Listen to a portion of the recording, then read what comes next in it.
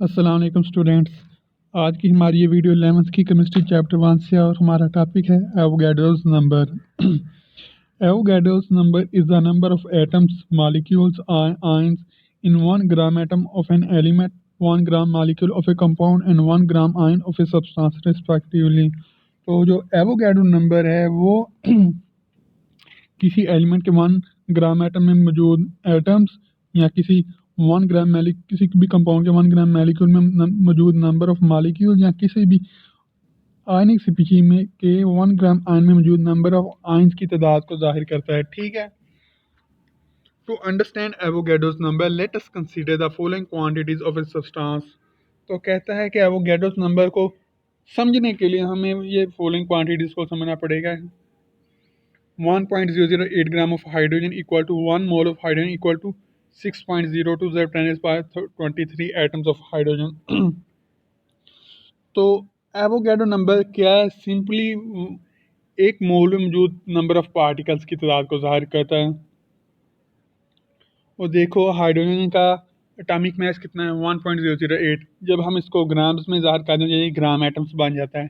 और 1 gram atom of hydrogen में मौजूद number of particles Avogadro's number कहलाते हैं, जो कि हैं 0.602 की पावर 23।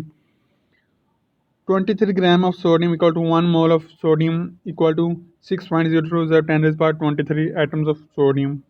उसी तरह 238 gram of uranium equal to 1 mole of uranium equal to 6.02 Z 10⁻23 atoms of uranium. तो ये क्या है? किसी भी सब्सटेंस के किसी भी एलिमेंट के ग्राम एटम्स में मौजूद नंबर ऑफ पार्टिकल्स हैं। ठीक है। तो this number 6.02 Z 10⁻23 is the number of atoms in 1 mole of the element. तो ये भी किसी एलिमेंट के वो मोल में मौजूद नंबर ऑफ पार्टिकल्स हैं, वो कितने हैं? 6.02 × 10⁻23। It is interesting to know that different masses of elements have the same number of atoms. और अब ये भी बता रहा है कि एलिमेंट्स के चाहे मैसेज डिफरेंट हों, लेकिन उनके नंबर ऑफ मोल्स में पार्टिकल्स सेम रहेंगे। ठीक है। An atom of sodium is 23 times heavier than an atom of hydrogen. तो कह रहा है कि एक सोडियम का एटम है ना, वो हाइड्रोजन से 23 गुना भारी होता है। In order to have equal number of atoms sodium should be taken 23 times greater in mass than hydrogen. तो क्योंकि सोडियम 23 गुना हैवी बड़ा है, तो हम क्या करेंगे, उसका मास भी हमें लेना चाहिए हाइड्रोजन से 23 गुना बड़ा। जैसा कि अगर 1 ग्राम हम हाइड्रोजन लेते हैं तो 1.008 ग्राम में कितने होते हैं? 6.02 10 की पावर 23 एटम्स। तो इसी तरह अगर हम 23 ग्राम सोडियम को लेंगे तो उसमें कितने होंगे? उसमें भी नंबर ऑफ एवोगैड्रो सेम रहेंगे, लेकिन उनका मास डिफरेंट होगा।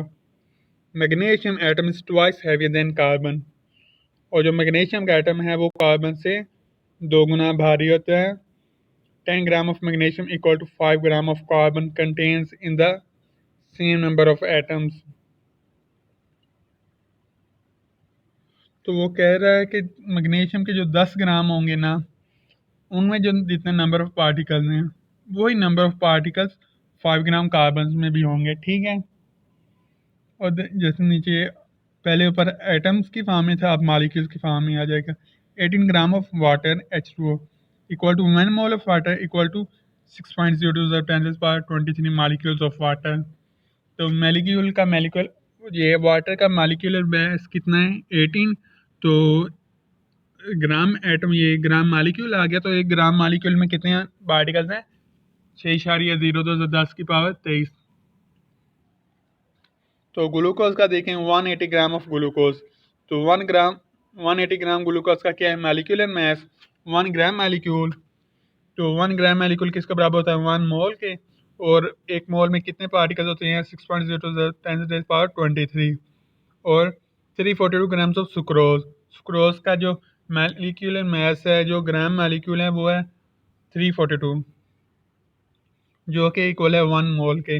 और एक मोल में कितने पार्टिकल्स होंगे? 6.02 × 10⁻23। Hence, 1 mole of different compounds have different masses but have the same number of molecules. अब वो कह रहा है कि मुख्तलिफ कंपाउंड्स के मैसेज डिफरेंट हो सकते हैं, लेकिन उनमें के मोल में नंबर ऑफ पार्टिकल्स सेम रहेंगे। When we take into consideration the ions then, अगर वो कह रहा है कि हम आइंस की फॉर्म में लिखें, पहले ऊपर एटम्स की फॉर्म में लिया फिर मालिक्यूल्स की फॉर्म में, अब देखते हैं कि अगर हम आइंस की फॉर्म में लें तो कह रहे हैं 96 ग्राम ऑफ SO4 और 2 माइनस सल्फेट आयन। ठीक है, तो ये किसके बराबर है? 1 मोल ऑफ सल्फेट आयन। ठीक है, तो इसमें 1 मोल है तो इसमें पार्टिकल कितने होंगे? 6.0 × 10⁻³ और इसी तरह जो 96 आया है, 96 सल्फर का मैस होता है 32, ऑक्सीजन का होता है 16। 16 को अगर आप 4 से मल्टीप्लाई करें तो बनता है 64। ठीक है, 64, और 64 में आपको 32 को ऐड करें तो 96 बनता है। ठीक है, तो ये इसका आयनिक मैस है, फार्मूला मैस। ठीक है, तो आयनिक मैस है तो 1 ग्राम आयन है, तो 1 ग्राम आयन किसके बराबर होता है? 1 मोल के। इस तरह 62 ग्राम है तो 62 ग्राम ये ग्राम आयन हैं, तो ग्राम आयन 1 मोल के बराबर होते हैं। सो आप नाइट्रोजन का आयन, नाइट्रोजन का 15 होता है, तकरीबन 14, नाइट्रोजन का 14 होगा, ऑक्सीजन का 16 होता है। 16 को आप 3 से मल्टीप्लाई करें तो क्या होगा? 48। 48 में आप 14 को ऐड कर लें तो क्या हो जाएगा? 48 में अब अगर आप 14 को ऐड करें तो 62 आ जाएगा। तो 62 क्या है इसका? ग्राम आयन। तो ग्राम आयन किसके बराबर होता है? 1 मोल के, और 1 मोल में कितने पार्टिकल होते हैं? 6.0 × 10⁻23 आयन। ठीक है, from the above discussion we reach the conclusion that the number 6.0 × 10⁻23 is equal to 1 mole of a substance। वो कह रहा है ऊपर जो बहस की गई उससे हमें ये चीज़ वाज़िया हो गई है, ये नतीजा हम निकालते हैं कि 1 मोल में जो पार्टिकल होते हैं वो है 6.0 × 10⁻23। ठीक है, this number is called Avogadro's number and it is denoted by Na। और यही नंबर मतलब 6.0 × 10⁻23 ये एवोगैड्रोस नंबर कहलाते हैं, और इसे हम ज़ाहिर करते हैं कैपिटल N के आगे स्मॉल a को डाल के। Following relationships between amounts of substances in terms of their masses and the number of particles present in them are useful। तो क्या है, नीचे जो रिलेशंस बताए गए हैं, इक्वेशंस बताई गए हैं, उन्हें हम उनके मैसेज, किसी भी सब्सटेंस के मैस और नंबर ऑफ पार्टिकल्स को रिलेट कर सकते हैं।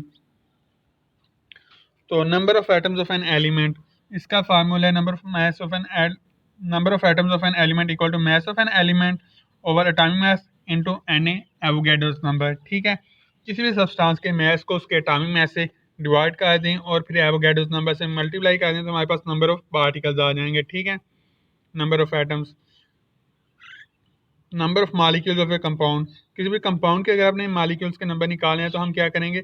मास ऑफ द कंपाउंड को डिवाइड करेंगे मालिक्यूलर मास से और इनटू कर देंगे Na से एवोगैड्रोस नंबर से। ठीक है, तो सिंपली तरीका क्या है कि किसी भी सब्सटेंस के मास को उसके मोलर मास से डिवाइड कर दें, हमारे पास मोल्स आ जाएंगे, और मोल्स को आप एवोगैड्रोस नंबर से मल्टीप्लाई कर दें तो हमारे पास नंबर ऑफ पार्टिकल्स आ जाएंगे।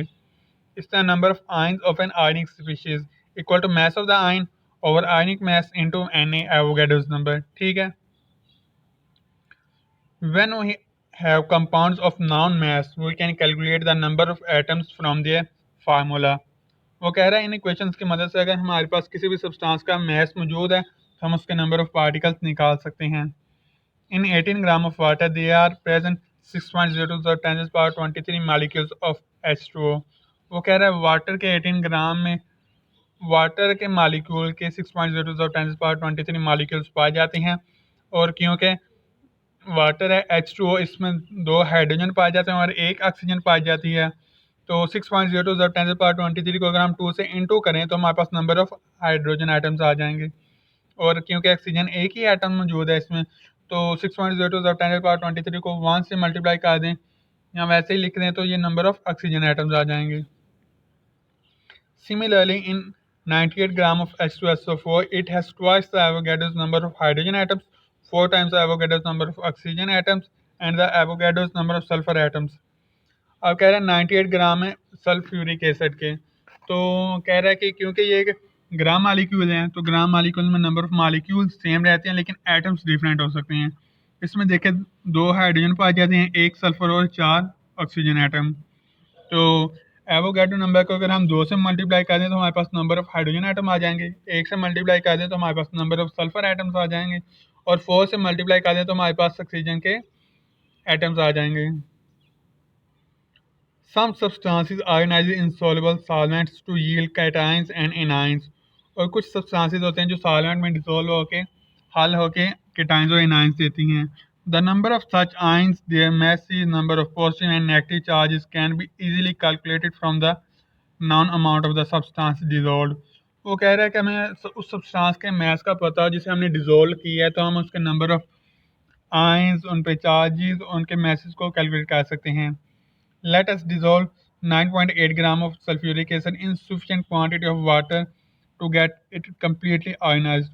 वो कहते हैं चलो फर्ज किया हम ले रहे हैं 9.8 ग्राम सल्फ्यूरिक एसिड के, उसे एक वाटर की मखसूस मकदार में आप डिजोल्व करवा रहे हैं ताकि ये मुकम्मल तौर पर आयनाइज हो जाए, अपने आयंस में कन्वर्ट हो जाए। It has 0.1 mole of H2SO4। और वो कह रहा है कि इसमें 0.1 मोल सल्फ्यूरिक एसिड मौजूद है। It will yield 0.2 moles or 0.2 into 6.02 to the 10 raised power 23 hydrogen ions and 0.1 moles or 0.1 into 6.02 to the 10 raised power 23 sulphate ions. ठीक है, तो देखो सल्फ्यूरिक एसिड है, इसमें हाइड्रोजन आयंस कितने हैं? 2 हाइड्रोजन आइटम है। जब ये पानी में डिजोल्व होंगे तो 2 हाइड्रोजन आयंस देंगे। तो हम क्या करेंगे, 0.1 मोल है, 0.1 मोल को हम 2 से इंटू कर देंगे, 0.2 हो जाएगा। और 0.2 मोल्स जो होंगे हाइड्रोजन आयंस के। लेकिन अब अगर हम उसे एवोगैड्रो नंबर से मल्टीप्लाई कर दें तो हमारे पास नंबर ऑफ पार्टिकल्स भी निकल आएंगे हाइड्रोजन के। और सल्फेट आयंस क्योंकि एक ही निकलता है, तो हम 0.1 मोल को 1 से इंटू करेंगे तो हमारे पास सल्फेट आयंस के नंबर ऑफ मोल्स निकल आएंगे। अब अगर हम नंबर ऑफ पार्टिकल्स निकालें इसके कि कितने ये पार्टिकल्स निकलते हैं सल्फेट आयंस के, तो हम इसको एवोगैड्रो नंबर से यानी 6.0 10⁻³ से मल्टीप्लाई कर देंगे।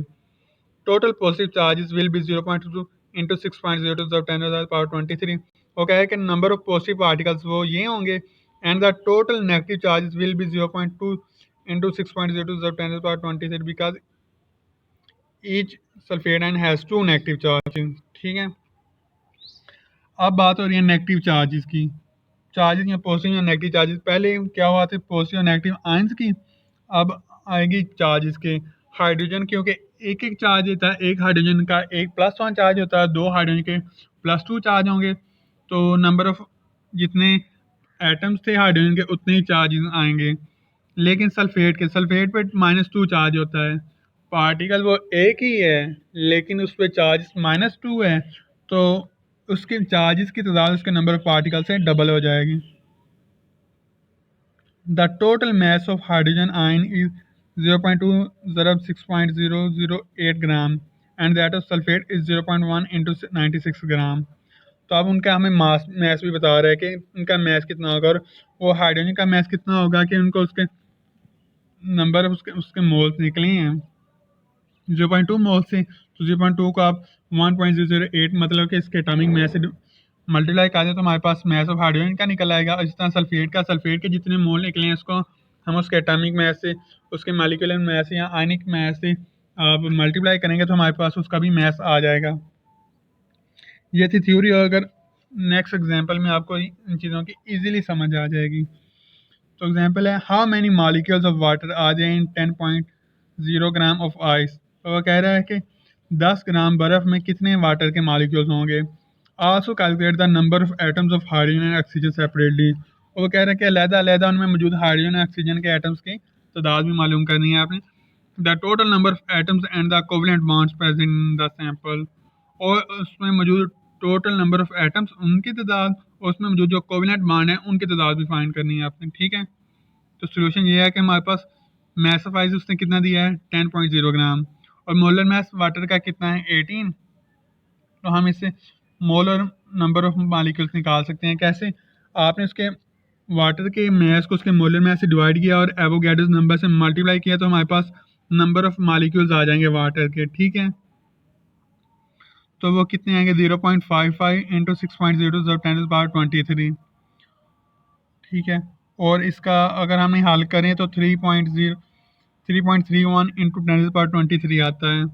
और 1 molecule of water contain 2 hydrogen atom, और क्योंकि एक वाटर के मालिक्यूल में 2 हाइड्रोजन के एटम होते हैं तो वो हैं 2। तो अब अगर हमने हाइड्रोजन के एटम्स निकालें तो हम 2 को 3.310 10^23 एट मालिक्यूल्स ऑफ वाटर से मल्टीप्लाई कर देंगे, तो आंसर क्या आएगा 6.68 इंटू 10^23। ये आज गए हमारे पास नंबर ऑफ हाइड्रोजन एटम्स। और क्योंकि वाटर के मालिक्यूल में एक ही ऑक्सीजन होता है, 1 molecule of water contain oxygen atom 1, तो 3.31 into 10^23 molecule of water contain oxygen atom 3.31 of 10^23। ये number of hydrogen water molecules से, तो क्योंकि हर वाटर का मालिक्यूल एक ही ऑक्सीजन एटम देता है, तो ऑक्सीजन के एटम की तादाद भी वही रहेगी। 1 molecule of water contain number of covalent bonds, और हर वाटर के मालिक्यूल में कितने कोवेलेंट बॉन्ड होते हैं? 2। जो ऑक्सीजन ने 2 बॉन्ड बनाए होते हैं एक एक ऑक्सीजन के साथ, एक एक हाइड्रोजन एटम के साथ। ऑक्सीजन डबल बॉन्ड बनाता है, 2 बॉन्ड बनाता है, तो एक बॉन्ड वो एक हाइड्रोजन एटम के साथ बना लेगा, दूसरा बॉन्ड दूसरे हाइड्रोजन एटम के साथ। तो इसमें नंबर ऑफ कोवेलेंट बॉन्ड्स कितने हैं? 2। 3.31 into 10^23 molecule of water contain number of covalent bonds. क्योंकि इतने मालिक्यूल्स में 2 कोवेलेंट बॉन्ड पाए जाते हैं, तो इसको हम 2 से इंटू कर देंगे, मल्टीप्लाई कर देंगे, तो हमारे पास नंबर ऑफ कोवेलेंट बॉन्ड्स आ जाएंगे 6.68 इंटू 10^23। ठीक है। और total number of hydrogen and oxygen atom कितने आएंगे?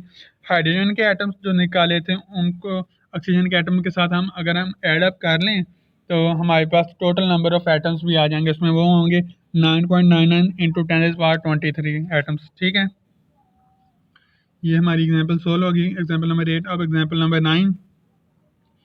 10 gram of H3PO4 has been dissolved in excess of water to dissociate it completely into ions. Calculate phosphoric acid है, तो वो कह रहा है कि इससे 10 ग्राम है वाटर में डिजोल्व करें, तो इसमें वाटर में जब मुकम्मल डिजोल्व हो जाए इसमें, तो ये चीज़ें फाइंड करनी है। एक number of molecules in 10 gram of H3PO4 के इस 10 ग्राम में H3PO4 के कितने मालिक्यूल्स हैं वो फाइंड करने हैं। Number of positive and negative ions in case of complete dissociation in water, और वह कह रहा है कि इसमें से प्रोड्यूस होने वाले पॉजिटिव और नेगेटिव आयंस की तादाद को भी बताना है, और मैस ऑफ इंडिविजुअल आयन, और हर आयन के मैस को भी बताना है। Mass of positive and negative charges, number of positive and negative charges dispersed in the solution, और सॉल्यूशन में पैदा होने वाले पॉजिटिव नेगेटिव चार्जेस के बारे में भी बताना है। तो सॉल्यूशन ये है कि हमारे पास मैस ऑफ H3PO4 का कितना है? 10 ग्राम। मोलर मैस कितना है उसका? 98। ठीक है।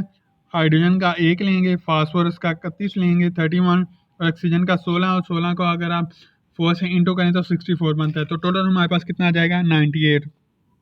मैस भी है, मोलर मैस भी है।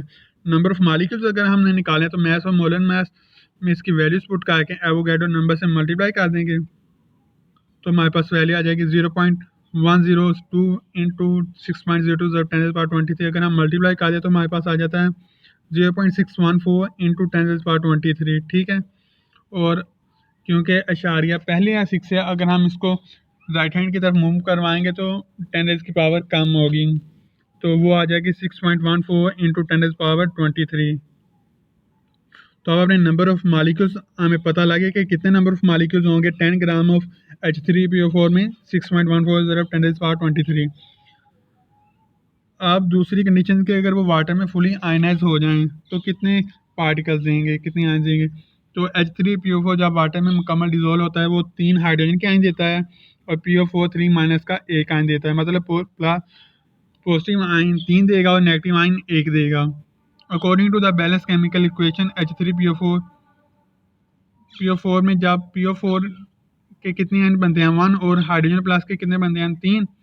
तो 6.14 10^23 को 1 से मल्टीप्लाई करेंगे तो यही रहेगा, तो मतलब नेगेटिव आयंस इतने ही प्रोड्यूस होते हैं जितने मालिक्यूल्स होते हैं उसके, और पॉजिटिव आयंस कितने होते हैं? हाइड्रोजन के आयन तो 3 प्रोड्यूस होते हैं। 3 को अगर हम इसके नंबर ऑफ मालिक्यूल से मल्टीप्लाई कर दें तो हमारे पास आंसर आ जाएगा 1.842 इंटू 10^23।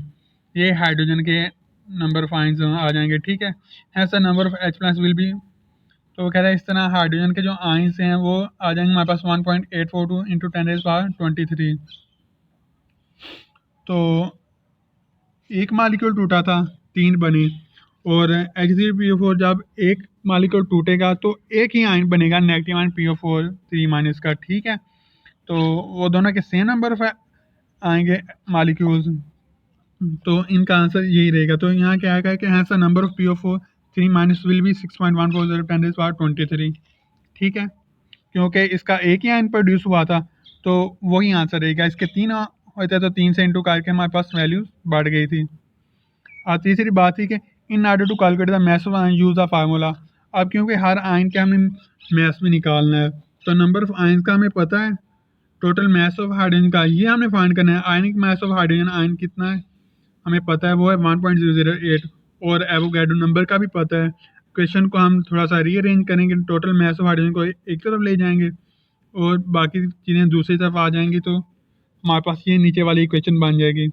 जैसे 1.008 दूसरी तरफ जाके मल्टीप्लाई कर जाएगा, 6.010 से दूसरी तरफ जाके डिवाइड कर जाएगा, तो हमारे पास ये इक्वेशन आ जाएगी और नेट आंसर हमारे पास कितना आएगा 0.308 ग्राम। ये है हाइड्रोजन आयन का टोटल मास। और PO4 माइनस आयन का जब हमने मास निकाले, नंबर ऑफ आयन हमारे पास मौजूद है PO4 माइनस के, तो टोटल मास हमने निकालना है। आयनिक मास ऑफ PO4 माइनस का है 95। ठीक है, क्योंकि हाइड्रोजन के 3 आयंस निकल चुके हैं तो 3 माइनस हो जाएगा तो 95 आ जाएगा। ठीक है, और एवोगैड्रोस नंबर का भी पता है। क्वेश्चन को रीअरेंज किया तो हल किया तो हमारे पास क्या वैल्यू आ जाएगी 9.689 ग्राम। ठीक है, तो total mass of PO4 minus का भी आ गया, हाइड्रोजन आयन का भी आ गया। अब आखिरी बात रहेगी कि 1 molecule of H3PO4 gives 3 positive charges in the solution, कि ये फाइंड करना है कितने पॉजिटिव कितने नेगेटिव आयंस देता है। तो हमने बैलेंस इक्वेशन से देखा कि 3 हाइड्रोजन आयंस देता है, तो इसमें पॉजिटिव चार्जेस कितने होंगे 3। तो नंबर ऑफ मॉलिक्यूल्स H3PO4 के कितने थे 6.14 इंटू 10⁻23। इसको हम 3 से इंटू कर देंगे तो हमारे पास वैल्यू आ जाएगी 1.842 into 10⁻23 positive charges. Number of positive and negative charges are always equal, क्योंकि किसी भी इक्वेशन कोई भी मॉलिक्यूल तब न्यूट्रल होता है जब उसमें नंबर ऑफ पॉजिटिव और नेगेटिव आयंस बराबर होते हैं। तो क्योंकि 3 पॉजिटिव आयंस प्रोड्यूस हुए हैं तो नेगेटिव आयंस भी इतने ही प्रोड्यूस होंगे। Number of positive and negative charges are always equal, so the number of negative charges dispersed in the solution equal to. अब उन्होंने डायरेक्ट ही अपनी थ्योरी से निकाल लिया कि पॉजिटिव और नेगेटिव आयंस बराबर होंगे, लेकिन मैं आपको बता देता हूँ ये कैसे आया। हाइड्रोजन के 3 एटम्स प्रोड्यूस हुए थे, हर एक पे प्लस पॉजिटिव चार्ज था, तो 3 ने एक एक चार्ज दिया तो +3 चार्ज आ गया। तो लेकिन ये देखें फास्फोरिक आयन, तो इसमें PO4 माइनस है, एक ही जो हिस्सा है कि पार्टिकल वो कितने आयन दे रहे, कितने चार्ज दे रहा है 3 माइनस का, -3 का। तो वो हाइड्रोजन के 3 ने एक एक दिया था तो 3 हुए थे, इन्होंने एक ने ही 3 चार्ज दे दिया -3 का। तो क्योंकि -3 चार्ज है तो -3 जब से नंबर ऑफ एटम से molecule number of molecule phosphoric acid से मल्टीप्लाई करेगा तो हमारे पास same number of negative charges भी आएंगे। ठीक है, ये थी हमारी आज की वीडियो। नेक्स्ट वीडियो तक के लिए अल्लाह हाफिज़। और अगर किसी में को कोई कन्फ्यूजन रह गई हो तो वो डिस्क्रिप्शन में मेरा नंबर ले सकता है और व्हाट्सएप पे मुझसे रब्ता कर सकता है।